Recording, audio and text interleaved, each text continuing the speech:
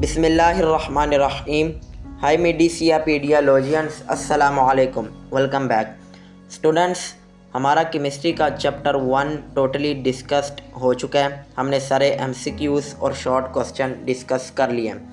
आज हम चैप्टर 2 को स्टार्ट करेंगे। जो लोग चैनल पर नए हैं वो चैनल को प्लीज़ सब्सक्राइब कर लें। तो फर्स्ट एमसीक्यूज़ की तरफ चलते हैं। The gas in the cathode ray tube was not affected even at high potential of 5000 volts when pressure is।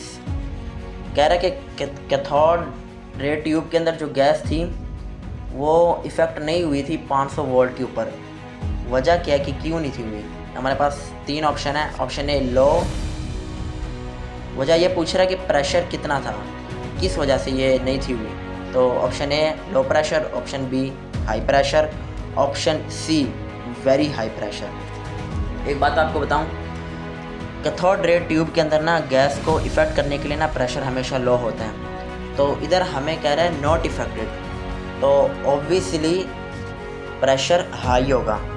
तो हमारे पास करेक्ट ऑप्शन बी है, हाई प्रेशर। सेकंड एमसीक्यूज़ की तरफ चलते हैं। Negative charge on cathode rays was established by. Cathode ray के ऊपर नेगेटिव चार्ज किसने इस्टेब्लिश किया था? Option A Hittorf, option B Bohr, option C J Perrin. Bohr तो बिल्कुल नहीं है, हिटॉर्फ और सी ऑप्शन जे पेरिन के अंदर में से एक है। तो हमारे पास करेक्ट ऑप्शन जे पेरिन है। थर्ड एमसीक्यूज़ की तरफ चलते हैं।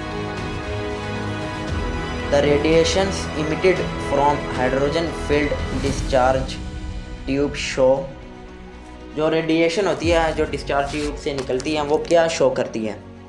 Option A line spectrum, option B continuous spectrum, option C absorption spectrum. Cathode ray tube के अंदर ना हमेशा एक बात बताऊं, उसके अंदर होती है लाइन स्पेक्ट्रम, ना कंटिन्यूस होती है ना ऑब्जॉर्प्शन, क्योंकि वो लाइन के अंदर इमिट हो रही होती है, फिर आहिस्ता आहिस्ता डिस्टर्ब होती जाती है, चेंज होती जाती है, डिफ्रेंशिएट होती जाती है।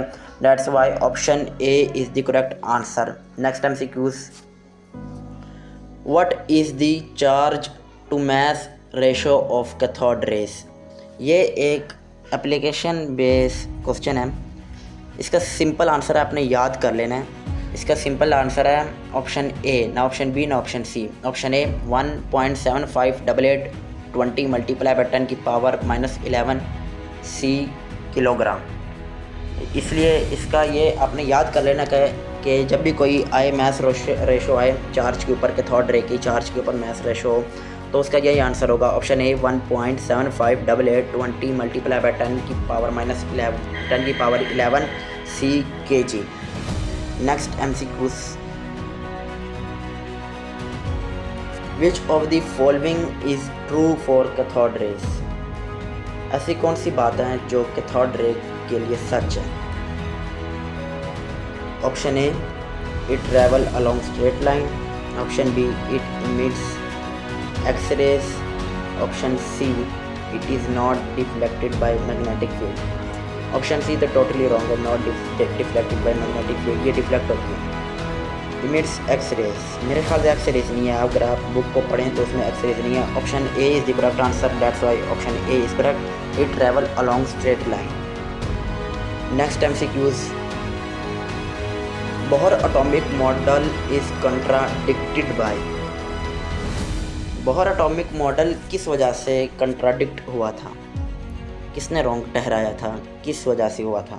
Option A Heisenberg's uncertainty principle, option B Planck's quantum theory, option C quantization of energy.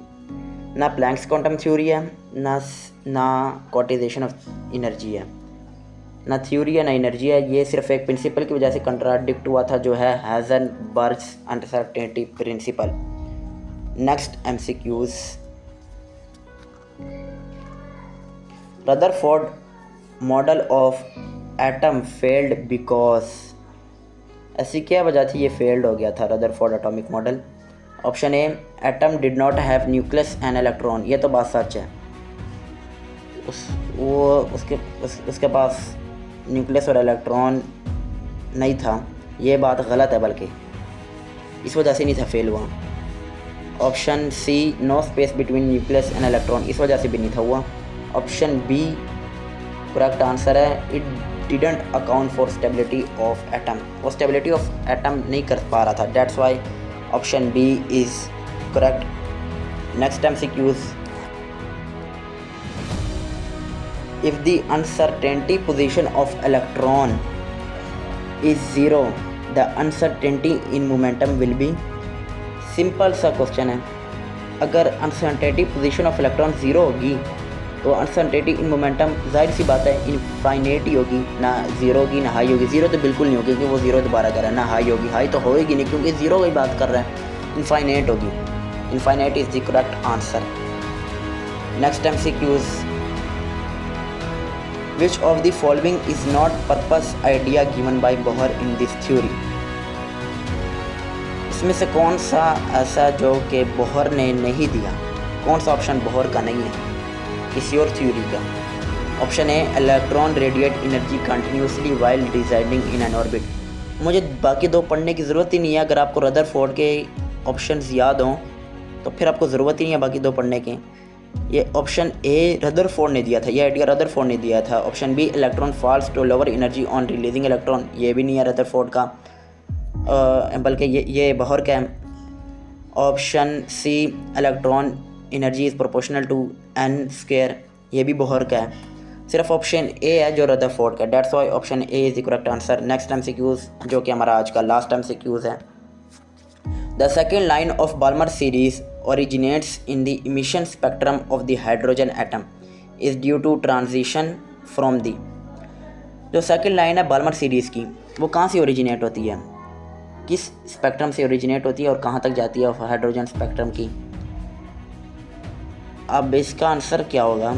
Option A third Bohr orbit to first, option B fifth Bohr orbit to third, option C fourth Bohr orbit to second. और ना option A है ना option B है, only C है, ये सारा knowledge base है, आपने रट्टा लगा लेना है इसका। ऑप्शन सी है fourth Bohr orbit to second, जो कि करेक्ट आंसर है। आज के हमारे 10 MCQs थे, 10 के 10 MCQs हमने बहुत अच्छे तरीके से समझे, पढ़े, आपने बाद में इनकी प्रैक्टिस भी करनी है। नेक्स्ट वीडियो के अंदर मिलेंगे, जाते जाते मेरा चैनल सब्सक्राइब करें, व्यू करें, लाइक करें, कमेंट करें, शेयर करें।